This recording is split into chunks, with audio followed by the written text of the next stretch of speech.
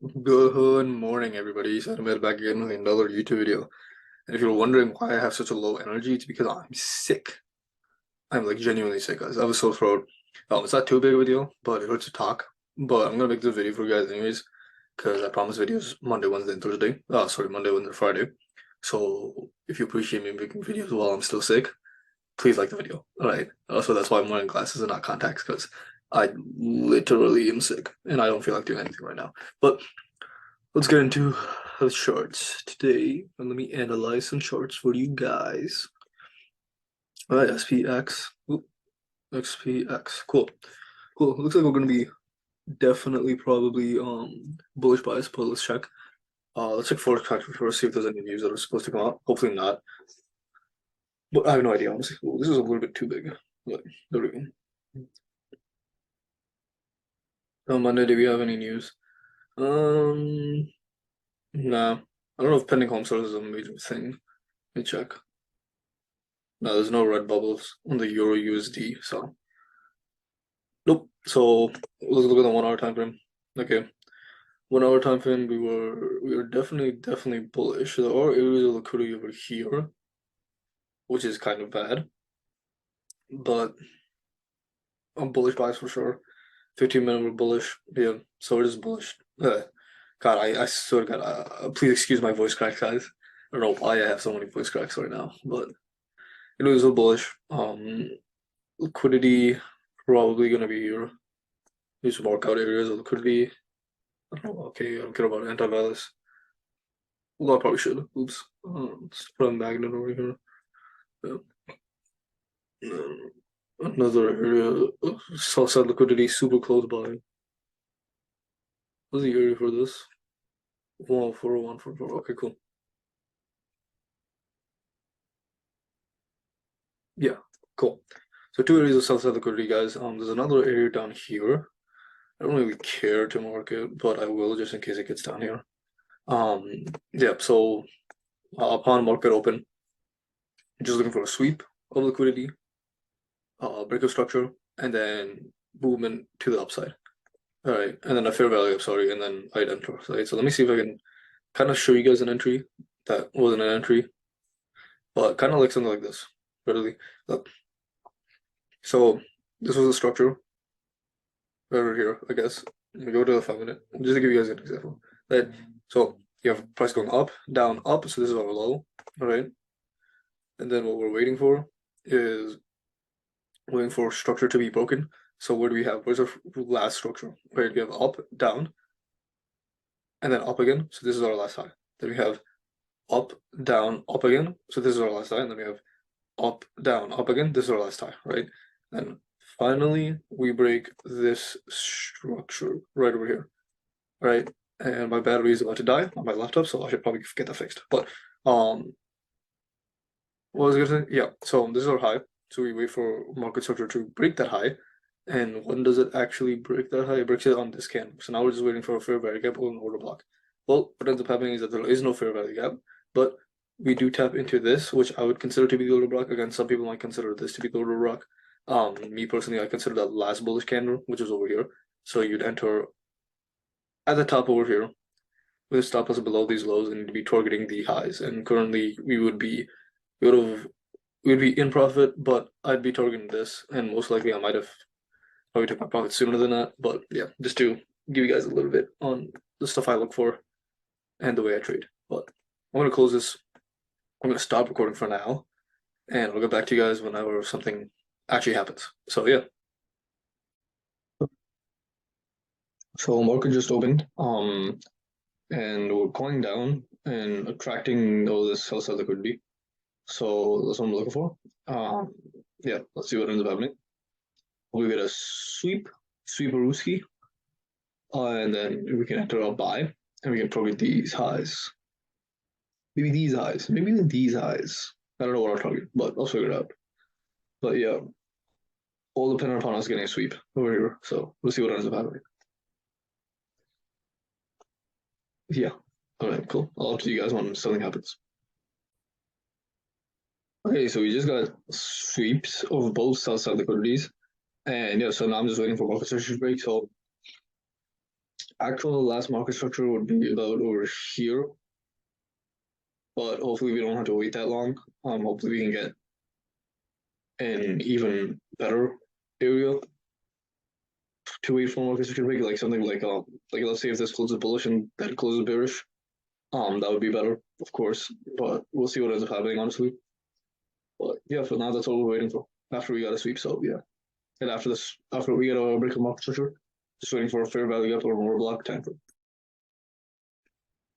Right. So can I edit this? I guess I can. But anyways, we made a new high, right? Price went lower, higher, and then lower. So this is our new high. Right. Let's see if I can make this thicker. Yeah, that's pretty good. But yeah, lower, higher, lower. So that's a new high. So let's move that. Oops, I didn't mean to do that. But now I'm just waiting for a break of market structure over here. And once we get a break, we'll see what ends up happening. But yeah, that's what we're doing, guys. Sitting patiently, just waiting. That's what trading's about. You guys see that Jake Paul versus Tommy Fury fight? I didn't, but I thought Jake was gonna win. Not gonna lie. Not that I follow influencer boxing that much. I don't care that much, honestly. But I didn't think Jake was gonna win just because bro, Jake Paul's got money. Like, good for him, man. He got a lot of money. I think I saw a stat that he made like $40 million last year.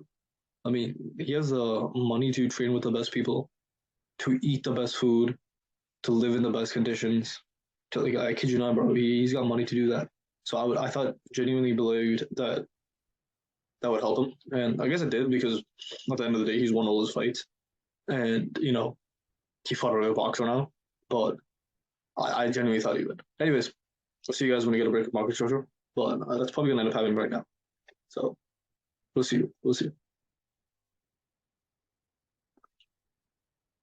Okay. What is going on, my fellow traders? Just made a new high right over here. Again, should I draw it again for you guys? You guys need a drawing, right? Why?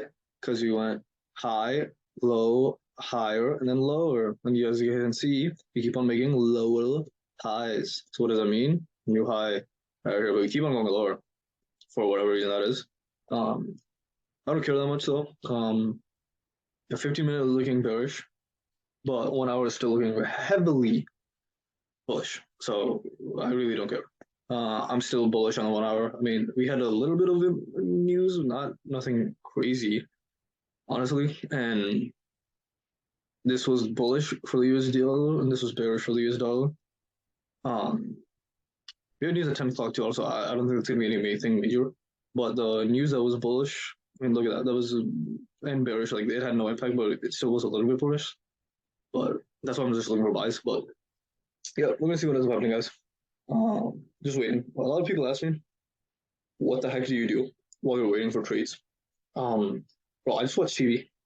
I look at TikTok. I do a bunch of stuff. I look at other businesses. I look at YouTube, whatever it might be, guys. Because like, there's no point in you just staring at the charts waiting for yourself, because that's how you get confused. If I start staring at my charts, I might be like, oh, I don't know, maybe I should be looking for sells because the 15-minute just was bearish, but I don't know if I should be looking for sells because the 1 hour is bullish, or you're gonna get confused. You're gonna have analysis process. So stop doing that. Stop staring at charts. Do something else. Set alerts. And whenever something happens, you just wait for it, right? And then you just take yourself, right? But I'll get back to you whenever we have a market structure break. I'm not gonna keep on updating you guys whenever we make new highs. If they keep on happening, I'll just update you guys whenever we have a market structure break, right? But peace out until then. Boys and girls, how are you doing? We finally got a break of structure. I don't know if you heard that part because Zoom is kind of weird, but we got a break of structure. Hooray! Yeah, so we finally got a break of structure. So now what I'm waiting for is a fair value gap to form or an order block. So yeah, it's looking like the fair value gap is going to be like this, like so. But we'll see how it goes. But yeah, for now I'm going to stop recording and I'll get you guys with an entry because I might just have to. All right, what is going on, everybody? What is going on? I just entered. This is my actual entry, guys. But yeah, targeting these highs. Let me go over the entry. Reason I had to cut that last clip out short. So if you're wondering why I was rushing and everything, but it's because I don't take trades off my phone. I take trades off my laptop. And so with Zoom and MetaTrader, it kind of gets a little bit confusing. The programs kind of start acting a little bit wonky. So what I did instead is that I stopped recording, but because of that, because I was too busy recording for you guys, I actually got a worse entry. What sucks, like a terrible entry. But let me go over why I entered. There was no fair value gap after this candle, so we closed above at this candle right over here, right, guys? So let me actually first let me set on and shout out about the TP. But we first so we closed above at this 947 candle closure, right? And that's when we broke market structure. So then I was waiting for either a fair value gap or an order block, right? Now fair value gap, just to give you guys an example of one, would be something like this, right? Like that, right? This entire area is an imbalance, right? This entire area has not been filled. So what I'm expecting, this is something like a fair value. This is a fair value. I mean, right? So I was expecting something like this to form over here. However, that didn't happen because the entirety of the imbalance got filled already, right? And so the whole theory is that you tap back into the imbalance because that's when buyers were already over here present in the past, right? So what you're waiting for is price to come back to this imbalance, and since people already know that there's buyers here, they're going to start buying again, right? Because there's a lot of buying pressure over here. There was so much buying pressure that there was no selling pressure. So waiting for the selling pressure to match and then buying pressure to continue, right? So that was the whole point. But what ended up happening was, come on, if you break these houses, we're rocketing. Come on. But what ended up happening was the fact that